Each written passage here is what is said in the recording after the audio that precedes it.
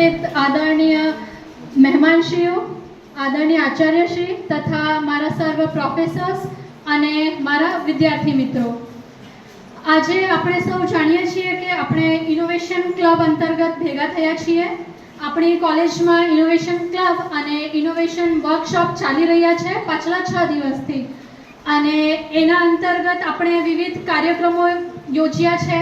વિવિધ કાર્યક્રમો અંતર્ગત આપણે એમાં વિવિધ સ્કિલ્સ શીખી છે. તો એના વિશે હું મારું ફીડબેક આપવા માંગુ છું, મારું રિવ્યૂ આપવા માંગુ છું. પહેલાં તો જે છે ઇનોવેશન ક્લબ અને ઇનોવેશન વર્કશોપ જે છે, આપણે ઇનોવેશન મેરેથોન ચાલે છે 30 કલાકનું. તો એ આઈડિયા જ પોતાની અંદર એક વિશેષ આઈડિયા છે કે સરકારશ્રીએ અને આપણા કોલેજના આચાર્યશ્રી, શિક્ષકોએ એ કામગીરી હાથ ધરી છે અને એના કારણે આપણે બધા કંઈ શીખી શકીએ, આપણી અંદર સ્કિલ્સ, નવી સ્કિલ્સ આપણે શીખીએ, એના માટે આ કાર્યક્રમ યોજવામાં આવ્યો હતો.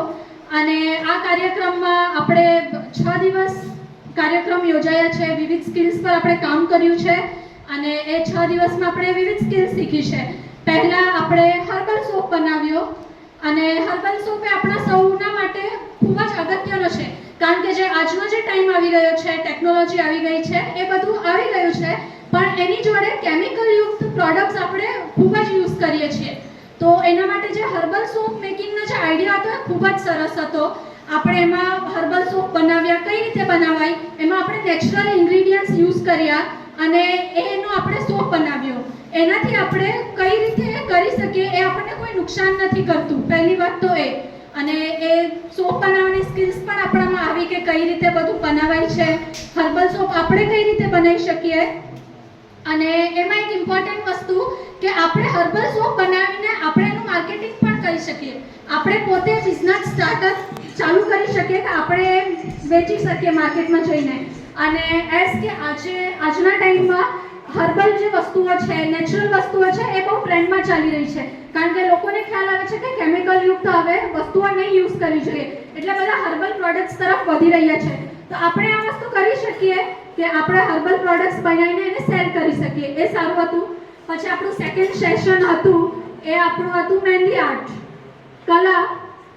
કલા જે છે એ સૌના અંદર હોય જ છે, અને કલા એક એવી વસ્તુ જે છે જે આપણને નીચેથી લઈને ઉપર પણ ઉઠાવી શકે છે.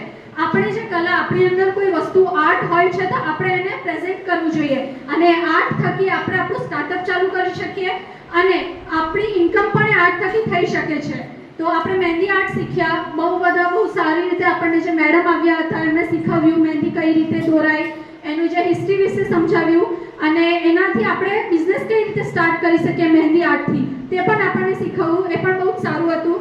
દેન પછી આપણે આવ્યા મિરર વર્ક અને આપણે નેલ આર્ટ. તો એ પણ કલા જ છે. મિરર વર્કથી આપણે બહુ અલગ અલગ વસ્તુઓ કરી શકીએ છીએ, જ્વેલરી બનાવી શકીએ છીએ, કપડા પર આપણે મિરર વર્ક કરી શકીએ છીએ, અને એનાથી આપણે સ્ટાર્ટઅપ પોતાનું સ્ટાર્ટ કરી શકીએ છીએ. એ પણ આપણને ઇન્કમ પ્રોવાઈડ કરે છે. અને નેલ આર્ટ છે, તો આજે ખબર જ છે બ્યુટી માર્કેટ એટલું આગળ વધી ગયું છે કે આપણે કોઈ પણ ઓકેશન હોય, ફંક્શન્સ હોય, તો આપણે સુંદર દેખાવા માંગીએ. સુંદર ઇન ધ સેન્સ કે આપણે પ્રેઝન્ટેબલ બનવું પસંદ કરીએ આપણે બધા, કે આપણે થોડા પ્રેઝન્ટેબલ દેખાઈએ, સારા દેખાઈએ. તો તેના માટે પણ જે વિવિધ આર્ટ છે, તો એ નેલ આર્ટ હતું, નેલ એક્સટેન્શન શીખાવ્યા આપણને, તો તેના થકી પણ આપણે ઇન્કમ મેળવી શકીએ, બિઝનેસ સ્ટાર્ટ કરી શકીએ, અને એ બધું કરી શકીએ. ધેન આપણું હતું મહેંદી આર્ટ અને મેકઅપ. કાલે જ આપણે શીખ્યા મેકઅપ આર્ટ વિશે, કે ગ્લેમર કઈ રીતે આપણે મેળવી શકીએ. મેકઅપની જે સ્કિલ્સ છે એ પણ બહુ જ ઇમ્પોર્ટન્ટ છે, અને એ મેકઅપ એમ નહીં કે આપણે બ્યુટી માટે યુઝ કરીએ, પણ એને એઝ અ બિઝનેસ પણ આપણે લઈ શકીએ છીએ, અને એનાથી બિઝનેસ પણ ઊભું કરી શકીએ છીએ. કારણ કે આજે નાના મોટા ઓકેશન્સમાં બધા જ મેકઅપ યુઝ કરતા જ હોય છે, તો તે આપણને મેકઅપની સ્કિલ આપણા અંદર વિકસી, આપણને સ્ટેપ બાય સ્ટેપ મેકઅપ કરતા શીખવ્યું મેડમશ્રીએ, અને એનાથી આપણે ઘણું બધું શીખ્યું. તો હવે મેકઅપ આપણે પોતા પર પણ અપ્લાય કરી શકીએ, અને આપણે એમાં થોડું ક્રિએટિવિટી લાવીને આપણે એનું બિઝનેસ પણ સ્ટાર્ટ કરી શકીએ, સ્ટાર્ટઅપ સ્ટાર્ટ કરી શકીએ. અને આજે જે આપણા સર આવ્યા હતા, તો તે આપણને બી પ્રોડક્શન, કે આપણે મધુમાખી કઈ રીતે ઉછેરી શકીએ અને એનાથી આપણે કઈ રીતે બિઝનેસ સ્ટાર્ટ કરી શકીએ, એને લઈને બધી જ માહિતી પ્રોવાઈડ કરી આપણને. અને એમાં ઇન્કમ પણ બહુ સારી ઘણી છે, સરે જણાવ્યું છે. તો એમાં આપણે મહેનત કરવા જેવી છે અને આપણે વિચારવા જેવું પણ છે કે આપણે મધુમાખીને ઉછેર કરી શકીએ અને એનાથી આપણે બિઝનેસ કઈ રીતે સ્ટાર્ટ કરવું છે એના વિશે પણ વિચારી શકીએ આપણે.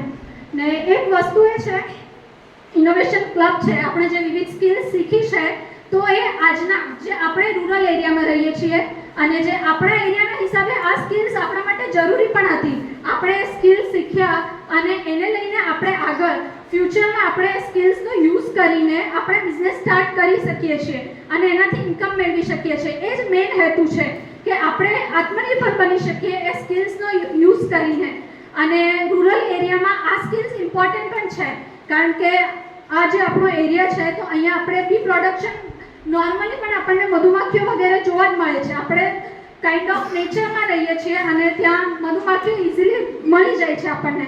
અને જે બીજી સ્કિલ્સને ધ્યાનમાં લઈએ તો જે આપણે મહેંદી આર્ટ વગેરે છે તો એ સ્કિલ શીખીને આપણે પ્રેઝન્ટ થઈ શકીએ કોઈ મોટા સ્ટેજ પર અને આપણે એનું બિઝનેસ સ્ટાર્ટ કરી શકીએ અને આપણે પોતાની જાતને પ્રેઝન્ટ કરી શકીએ કે હા મારી અંદર આ સ્કિલ્સ છે અને હું કરી શકું છું એ વસ્તુ.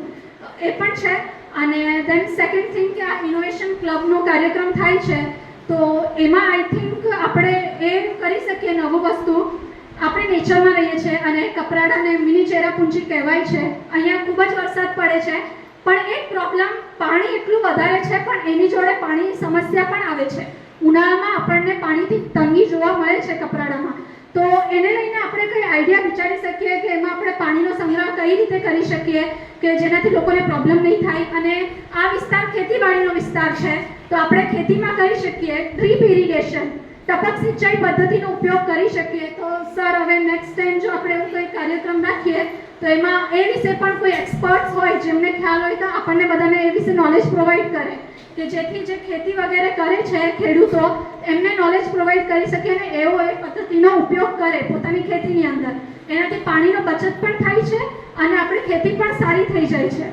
અને બીજી વસ્તુ એ કરવા જેવી છે કે સ્ત્રીઓને આત્મનિર્ભર બનાવવા માટે સ્ત્રીઓ જ નહીં ભાઈઓ પણ તો આપણે જે નાના જે ગૃહ ઉદ્યાનો છે કે આપણે પાપડ વગેરે છે અથાણું વગેરે છે તો નાના ગૃહ ઉદ્યોગો વિશે પણ ટ્રેનિંગ આપી શકીએ કે જેથી આપણે ફ્યુચરમાં બીજું કંઈ નહીં પણ એનાથી પણ આપણે આત્મનિર્ભર બની શકીએ, એનાથી પણ આપણે ઇન્કમ મેળવી શકીએ. તો એવું કંઈ કરી શકાય છે. અને ઇનોવેશન ક્લબ છે, ઇનોવેશન વર્કશોપ, એનો હેતુ તો બહુ જ વાસ્ટ છે. એના વિશે તો આપણે શું કહીએ. અને એનો મેઇન ઇમ્પોર્ટન્ટ હેતુ એ જ છે કે આપણે આત્મનિર્ભર બનીએ, આપણી અંદર સ્કિલ ડેવલપમેન્ટ થાય અને એ આપણે કરી જ છે. જેટલા વર્કશોપ આપણે અટેન્ડ કરીએ તેમાંથી આપણને નવી નવી સ્કિલ શીખવા મળી છે અને આપણે એના પર થોડું કામ કરીશું તો આપણને એ સ્કિલ્સ હાથવગી થઈ જશે અને એનું આપણે બિઝનેસ પણ સ્ટાર્ટ કરી શકીએ. અસ્તુ. જય હિન્દ, જય ભારત.